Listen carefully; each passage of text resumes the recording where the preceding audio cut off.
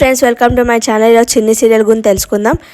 Maddy పెళ్ళి ఆపుతాడా అంటాడు. ఇలాంటి క్యారెక్టర్లెస్ దాన్ని చేసుకోండి అంటే మన మహి వచ్చేసి ఆ పెళ్లి కొడుకుని కొట్టి పంపించేస్తాడనమాట.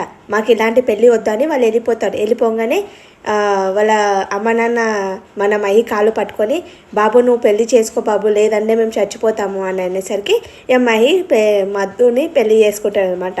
ఇదంతా లోకి కళ్ళగంటది.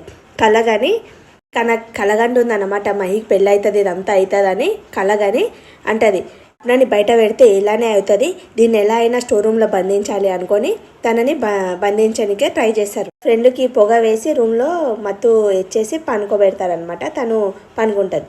తర్వాత మహికి వాళ్ళ అమ్మ ఫోన్ చేస్తుంది. ఫోన్ చేసి ఏంటి ఇంకా రాలేవు అంటే 2 అవర్స్లో పెళ్ళి అవుతుంది, సెండ్ ఆఫ్ ఇచ్చేసి వస్తాను మమ్మీ అని అంటే సరే బాబు అని అంటారు. ఫస్ట్లో మనకు పట్టిన పీడ మధు పీడ విరగరవుతుంది, తర్వాత తొందరగానే చిన్ని పీడ గిట్ట విరవదీయాలి అని వాళ్ళని ఫోన్ చేస్తుంది. పోలీస్ ఆయనకు ఫోన్ చేసి చిన్ని డీటెయిల్స్ ఏమన్నా తెలిసాయా అని అంటే లేదు మేడం అని అంటుంది. అంటే సరే 2000 మంది ఉన్నారన్నారు కదా, వాళ్ళ డీటెయిల్స్ అన్నీ నాకు సెండ్ చేయండి, నేనే కనుక్కుంటాను అని అంటే సరే మేడం సెండ్ చేస్తాను అని అంటారు. గారు అంటారు తాలిబొట్టు కనిపించట్లేదు, ఇంకా పెట్టలేరేంటి అని అంటే వాళ్ళ అమ్మ అంటుంది ఏంటండి పెట్టలేరా అని అంటే నేను మ్యాడీ బాబుకి చెప్పాను, తను తెస్తానని చెప్పాడు కదా, ఏం బాబు ఎందుకు తేలేరు అని అంటే నేను నా ఫ్రెండ్కి రాహుల్కి చెప్పాను తెస్తా అని చెప్పాను అని అంటుంది. అయితే రాహుల్ అక్కడనే ఉంటాడు. ఏం రాహుల్ ఎందుకు తాలిబొట్టు తేలేరు అంటే అరే నేను మర్చిపోయాను, క్యాటరింగ్ వాళ్ళు పిలిచారని నేను మర్చిపోయాను అని అంటాడు. అరే ఎందుకు అలా చేసావు అని వెళ్ళి తీసుకొస్తాను లేని బాబు అంటే మీరెందుకు వెళ్తారు అంకుల్, నేనే వెళ్తాను అని మ్యాడీ వెళ్తాడు. గోల్డ్ షాప్కి వెళ్ళి తాలిబొట్టు తీసుకుంటాడు. తీసుకొని బయలుదేరుతుంటూ వస్తారు. అంటారు దుర్ముహూర్తం వచ్చే లోపల తాలిబొట్టు అనేది కట్టించాలి, తొందరగా తీసుకురమ్మాను అని అంటాడు. బాగండి ఫోన్ చేస్తాను అని అంటారు. అమ్మ పసుపు కొమ్మ వెళ్ళి తీసుకురండి, దాన్ని పసుపు తాడులాగా చేసి కట్టించేద్దాం ముహూర్తం లోపు, తర్వాత అది కట్టిద్దామని అంటాడు. మ్యాడీ బైక్ అనేది ట్రబుల్ ఇచ్చేస్తుంది, స్టార్ట్ అవ్వదు అనమాట. మ్యాడీ ఎంతో ట్రై చేస్తుంటే రావట్లేదు. కారు ఉంటుంది అనమాట, పెళ్లి కొడుకు కారు.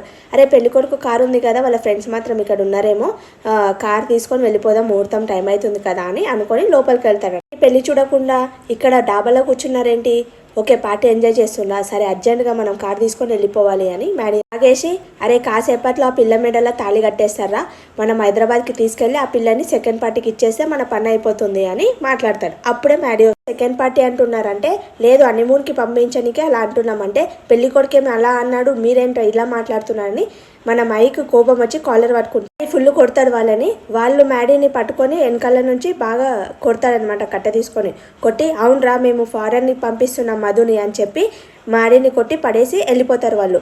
మ్యాడీకి సడన్గా మేలుకు వస్తుంది అనమాట. కారు ఉన్నది అనమాట, మన మహి లేచి లోపల కారు ఉన్నది. మన మహి చాలా కంగారు పడతాడు.